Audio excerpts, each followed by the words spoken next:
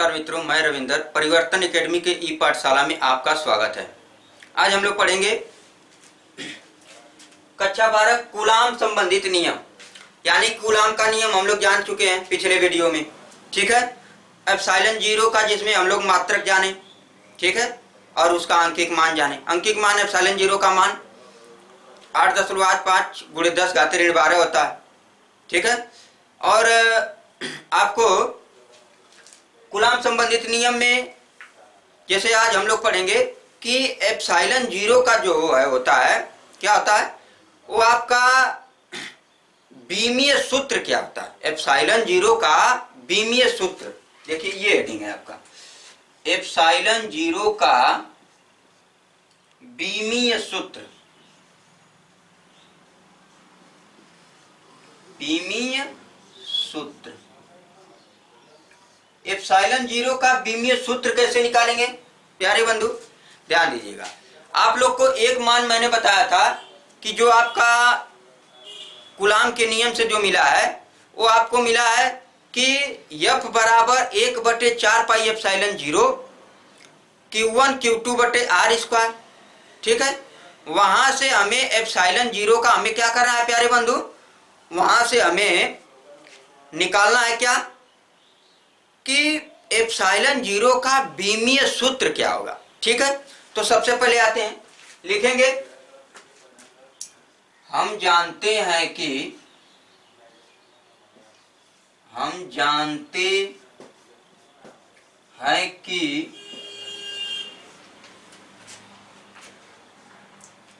F बराबर 1/4 pi epsilon zero Q1 Q2 R square होता है। F बराबर 1/4 pi epsilon zero Q1 Q2 R square होता है। ये समीकरण 1 रहेगा। ठीक है, अब ध्यान दीजिएगा,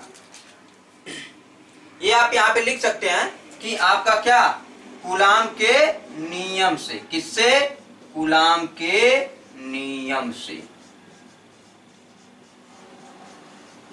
ठीक है, अब देखिए इसी यहां से एप्सिलॉन जीरो का हमें करना है, बीमीय सूत्र लाना है, तो एप्सिलॉन जीरो की इधर लाइए, तो एप्सिलॉन जीरो इक्वल टू 1/4 पाई, 1/4 पाई। ठीक है, यहाँ पे आपका एप्सिलॉन जीरो चला गया तो F यहाँ है तो F यहाँ चला आएगा, यानी कि Q1 Q2 अब बटे क्या, F यहाँ आ जाएगा, F R स्क्वायर।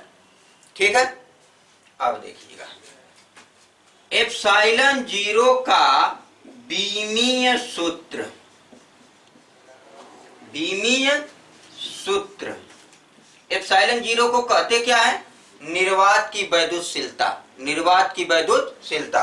तो एप्सिलॉन जीरो का बीमीय सूत्र बराबर क्या होगा, देखिए यहाँ पे 1/4 पाई तो कांस्टेंट है, किसी भी कांस्टेंट का बीमीय सूत्र होता है क्या प्यारे बंधु, नहीं होता है। ठीक है, तो Q1 Q2 F R square, Q आपका क्या, कूलाम, कूलाम जो होता है Q बराबर IT, आप जानते हैं Q बराबर क्या होता है, IT, I को किसमें, एम्पियर में, टाइम समय को सेकेंड में, ampere second, ampere second, ampere second में व्यक्त करते हैं, यही ना, एम्पियर सेकेंड में, यानी कि आप यहाँ पे लिखेंगे आई एम्पियर और सेकेंड को कैपिटल T से यहाँ प्रदर्शित कर देंगे, एम्पियर सेकेंड। ठीक है, ये चीज है आपका। तो ये चीज आपका सबसे पहले ध्यान से सुनिएगा, उससे पहले मैं बता दे रहा हूं आपको कि यहाँ पे Q बराबर आपको पता है कि IT होता है, तो IT पता है तो I किसमें, एम्पियर में, समय को सेकंड में, एम्पियर सेकंड हो गया, यानी कि एक Q का एम्पियर सेकंड तो दूसरे Q का भी एम्पियर सेकंड, तो 2 Q है, तो यहाँ पे देखिए Q1 Q2, यानी कि Q1 Q2 यानी Q, यानी कि Q1 हो या Q2 हो या Q हो, वो तो कूलाम यानी आवेश ही होगा, कूलाम ही होगा, Q ही होगा। ठीक है, कि Q1 Q2 से नाम बदलने से बदल जाएगा, नहीं भाई साहब, वो तो आपको इंडिकेट किया गया है कि 2 आवेश Q1 Q2, ठीक है। लेकिन दोनों आवेशों का जो दोनों है वो कूलाम, यानी कि कूलाम का जो मात्रक होगा वो दोनों का मात्रक होगा, ठीक है। कूलाम का एम्पियर सेकेंड, तो वो आपका वहां से बीमीय। तो बीमीय सूत्र कैसे निकालेंगे सुनिएगा। 1/4 पाई आपका यहाँ से टोटल 0 हो जाएगा, ठीक है। अब यहाँ से Q1 Q2 की बात कर रहा है, तो Q1 Q2 की बात क्यों कर रहा है भाई साहब, क्योंकि यहाँ पे Q1 आपका आवेश है, ठीक है, कूलाम। तो कूलाम आप जानते हैं कि Q बराबर IT होता है, तो कूलाम एम्पियर सेकेंड में मापा जाता है। तो यहाँ लिखेंगे आप AT एम्पियर सेकेंड, किसका, इस Q1 का। इस Q2 का क्या होगा, AT एम्पियर सेकेंड। और नीचे क्या होगा ध्यान दीजिएगा, F है ना, बल है, तो बल का मात्रक क्या होता है, न्यूटन। न्यूटन को किससे, यानी कि बल का बीमीय सूत्र क्या होता है, कक्षा 11 MLT पे -2 होता है। और R है, R क्या, त्रिज्या। त्रिज्या को किस में मापते हैं भाई साहब, लेंथ में, लंबाई में। तो क्या हो जाएगा L स्क्वायर, यानी यहाँ हो जाएगा L स्क्वायर, ठीक है। अब देखिए इसको थोड़ा सा सॉल्व करेंगे सुटेबल ढंग से। देखिए यहाँ होगा क्या, इसके बराबर मैं कर दे रहा हूं, A और A यानी A स्क्वायर, T स्क्वायर, और नीचे क्या है, देखिए ये यम है, यम कर लीजिए। यहाँ पे L है 1 घात, L घाते 2, L घाते 3, यहाँ पे T घाते -2, T घाते -2, ठीक है। अब देखिए ऊपर से यहाँ पे आपका आ गया कि एप्सिलॉन 0 का बीमीय सूत्र बराबर क्या होगा, A स्क्वायर T स्क्वायर है। अब इसको भी ऊपर लेके जाएंगे, तो यम घाते -1, देखिए यम घाते 1 है, ऊपर जाएगा यम घाते -1, यल घाते -3, आइए T घाते ऊपर जाएगा तो T घाते 2, आइए T घाते 2 पहले से, यानी ये ऐसे लिख लेते हैं पहले, A स्क्वायर और T स्क्वायर एक साथ। अब देखिए ये यम घाते -1, यल घाते -3, और T घाते कितना, T घाते 2, और T घाते 2, T घाते 4, और A घाते 2। ये है आपका बीमीय सूत्र, किसका, एप्सिलॉन 0 का बीमीय सूत्र। यम घाते -1, यल घाते -3, T घाते 4, A स्क्वायर होता है, ठीक है, ठीक है, ये चीज है। अब देखिएगा यम घाते -1, यल घाते -3, T घाते 4, A घाते 2। यमकेश पद्धति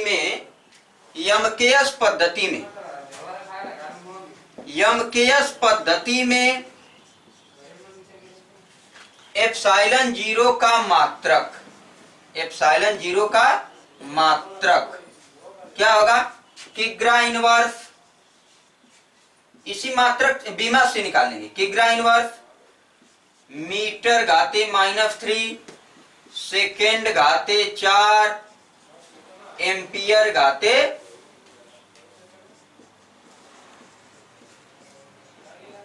2। ये चीज है आपका, ठीक है। किग्रा घाते -1, मीटर घाते -3, सेकेंड घाते 4, एम्पियर घाते 2। ये आपका यमकेश पद्धति में एप्सिलॉन 0 का मात्रक है, ठीक है। अब आते हैं आगे,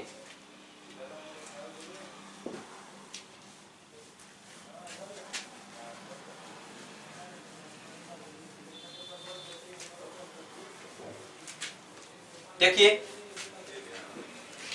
अब आपका रहेगा, आगे आपका है अगला हेडिंग, कूलाम के नियम का सदिश स्वरूप। कूलाम के नियम का सदिश स्वरूप। कूलाम के नियम का सदिश स्वरूप, ठीक है। देखिए कूलाम के नियम का सदिश स्वरूप हमें निकालना है। माना Q1 व Q2 एक ही चिन्ह के दो बिंदु आवेश हैं, जो बिंदुओं A व B पर निर्वात में रखे गए हैं। इनके बीच की दूरी स्मॉल आर मान लेते हैं। तो देखिए Q1 व Q2 दो आवेश मानते हैं एक ही समान आवेश के, यानी कि ये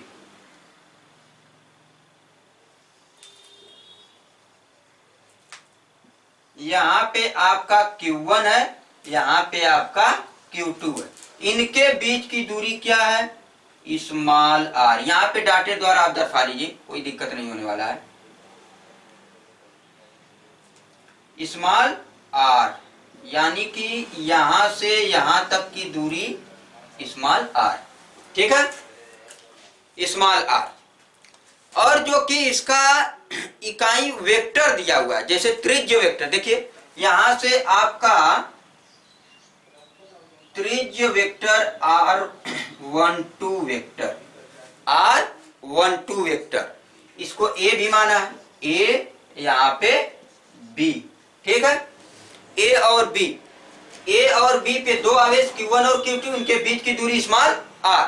यहाँ पे त्रिज्य वेक्टर R1 वेक्टर, और यहाँ पे क्या है आपका है R21 वेक्टर, R12 वेक्टर, यहाँ पे R21 वेक्टर, ठीक है। अब इस पे आपका बल जो है इस आवेश पे इधर की तरफ कितना F12 कार्य करेगा, इस पे इधर की ओर F21 कार्य करेगा। कितना बल कार्य करेगा? F21 कार्य करेगा, ठीक है। तो ये चीज है, यहाँ पे वेक्टर नहीं कैप रहेगा, कैप इकाई सदिश है ना, तो यहाँ पे कैप रहेगा, ठीक है। अच्छा, ये चीज आपको जानने की बात। अब सुनिएगा, इसको लिखेंगे कैसे, आप लिखिएगा, मैं इसको बस आपको सॉल्व करके बता दूंगा कैसे सॉल्व किए करते हैं, ठीक है। आपको लिखने वाली बात आपको जानना होगा। देखिए मैं उस चीज को बोल रहा हूं जो लिखना है, कि माना Q1 व Q2, ठीक है, एक ही चिन्ह के दो बिंदु आवेश हैं, एक ही चिन्ह के दो बिंदु आवेश हैं, जो बिंदुओं A व B पर, बिंदु A व B पर निर्वात में रखे गए हैं। किसमें? निर्वात में रखे गए हैं। इनके बीच की दूरी क्या है? Small r। क्या है? स्मॉल r है, ठीक है। अच्छा, अब आते हैं नीचे, लिखेंगे माना Q1 व Q2, माना Q1 व Q2 पर लगने वाले बल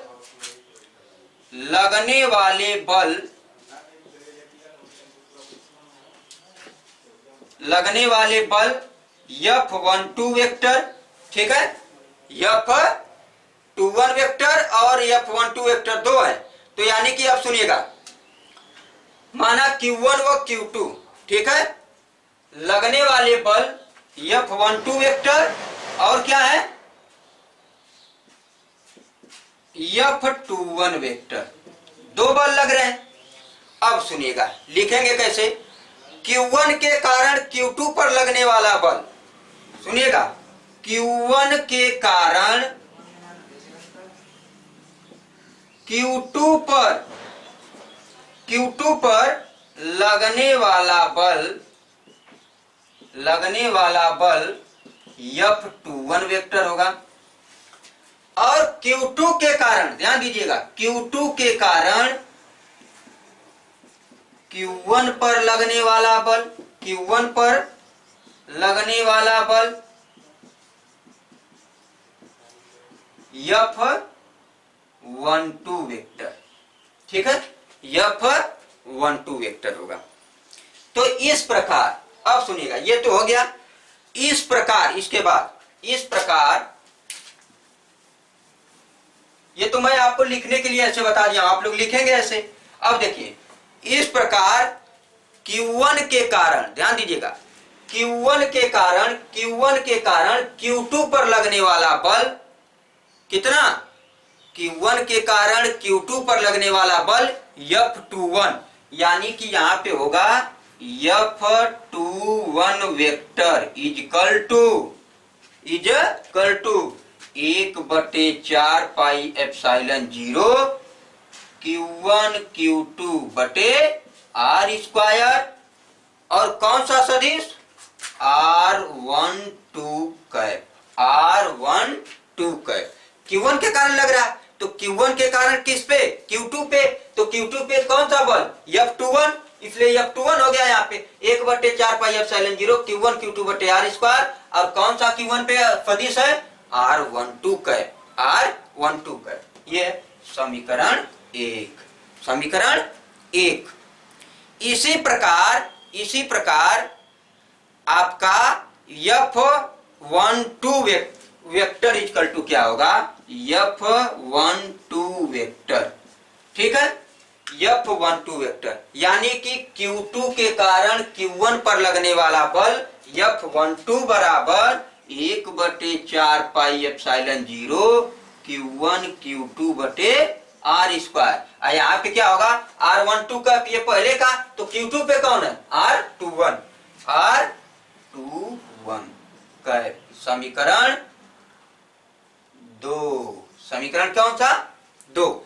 और यहां से आपसे पूछ ले कि R12 कैप क्या है, तो R12 कैप जो है आपका Q1 से Q2 की ओर इंगित करने वाला एकांक वेक्टर R1, देखिए यहाँ पे लिख सकते हैं आप, इधर लिख लीजिएगा कहीं कि R12 कैप जो है आपको ये वाला किसको प्रदर्शित कर रहा है, R12 कैप आपका Q1 से Q2 की ओर, Q1 से Q2 की ओर, Q1 से Q2 की ओर इंगित करने वाला एकांक वेक्टर, इंगित करने वाला एकांक वेक्टर है। कौन सा वेक्टर, एकांक वेक्टर, ठीक है।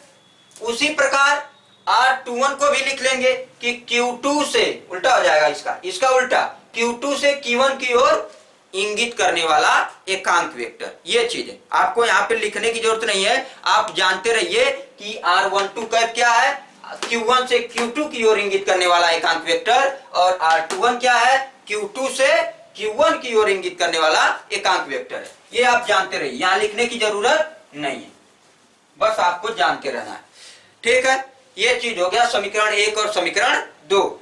बता रहा हूं कि समीकरण 1 और 2 जो आपको मिला है ना, यही आपका कूलाम के नियम का सदिश स्वरूप है। कौन सा, सदिश स्वरूप। तो लिखेंगे कि समीकरण 1 और समीकरण 2, समीकरण 1 व समीकरण 2 कूलाम के नियम को, कूलाम के नियम का सदिश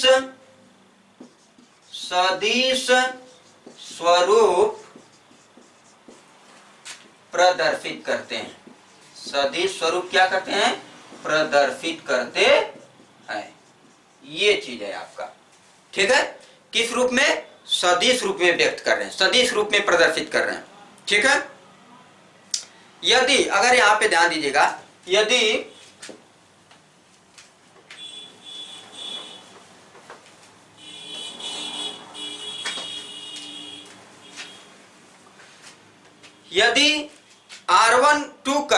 R12 वेक्टर ये है आपका, यदि R12 वेक्टर Q1 से Q2 की ओर विस्थापन सदिश है, यदि R12 वेक्टर Q1 से Q2 की ओर, Q1 से Q2 की ओर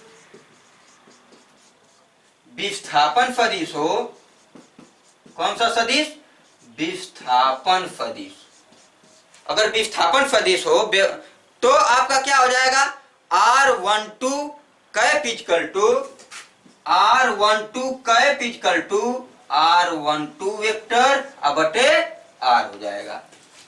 सुनिएगा, यदि R12 वेक्टर, ठीक है, Q1 से Q2 की ओर विस्थापन सदिश हो, तो R12 कैप इक्वल टू क्या हो जाएगा, R12 वेक्टर बटे R हो जाएगा, ठीक है। तो देखिए R12 का मान इसमें उठा करके किसमें रख देंगे, समीकरण 1 में। इसी प्रकार R21 का निकाल लेंगे, यानी कि R21 cap equal to R21 vector बटे R। ये आपका ये वाला मान इसमें और ये वाला मान इसमें पुट कर देंगे तो क्या आएगा, ध्यान से देखिएगा। F12 vector equal to 1/4 pi epsilon 0 Q1 Q2 बटे ये R स्क्वायर है। देखिए ध्यान से, अब यहाँ पे R12 कैप है तो R12 कैप का मान कितना आया, R12 वेक्टर बटे R, R12 वेक्टर बटे R ये आया आपका। तो देखिए ये आपका इसमें गुणा हो जाएगा, यानी कि F12 vector equal to 1/4 pi epsilon 0, ठीक है, Q1 Q2 बटे R स्क्वायर। R स्क्वायर ये पहले से, आइए एक ठो R आके क्या हो जाएगा, R घाटे 3, आइए आपका आ जाएगा R12 वेक्टर। ये है आपका, इस रूप में भी व्यक्त कर सकते हैं, ठीक है। और दूसरा क्या हो जाएगा, इसी प्रकार दूसरा क्या होगा, F21 वेक्टर, कौन सा, यहाँ पे सॉरी, यहाँ पे आपका F21 है ना, यहाँ पे F21 है, मैं F12 लिख रहा था, यहाँ पे F21 है, ठीक है, F21 कर लीजिएगा, सॉरी। तो F21 इक्वल टू ये है। अब इसी का आपका F12 इक्वल टू कितना आएगा, F12 इक्वल टू, देखिए F21 इक्वल टू इतना आया, F12 बराबर कितना आ जाएगा, वही चीज होगा, बस आपका यहाँ पे बदल जाएगा R21 वेक्टर, यानी कि 1/4 पाई एप्सिलॉन 0 आपका क्या हो जाएगा, Q1 Q2 बटे R क्यूब, क्या हो जाएगा यहाँ पे R21 वेक्टर, R21 वेक्टर ये है आपका, यानी कि इस रूप में भी लिखा जा सकता है, ठीक है। तो समीकरण 1 और समीकरण 2 यहाँ भी अगर आप छोड़ देते हो ना, तो आपका वहां पर भी जो कूलाम के नियम का सदिश स्वरूप व्यक्त करने की बात किया है, तो ये समीकरण 1 और 2 ही व्यक्त कर दे रहा है कि कूलाम के नियम का सदिश स्वरूप। ये तो आप यहाँ पे मान रखे हैं कि यदि R12 वेक्टर Q1 से Q2 की ओर विस्थापन सदिश होगा तो R12 कैप का मान R12 वेक्टर बटे R, ये दोनों में मान रख दिया गया, यहाँ पे बस क्यूब हो गया, ठीक है। और ये चीज, तो मित्रों ये चीज आपको बहुत ही बेसिकली बहुत अच्छे तरीके से बताया गया है, आप लोग ध्यान से देख लीजिएगा और अपने दोस्तों को भी शेयर कीजिएगा, ठीक है। धन्यवाद मित्रों।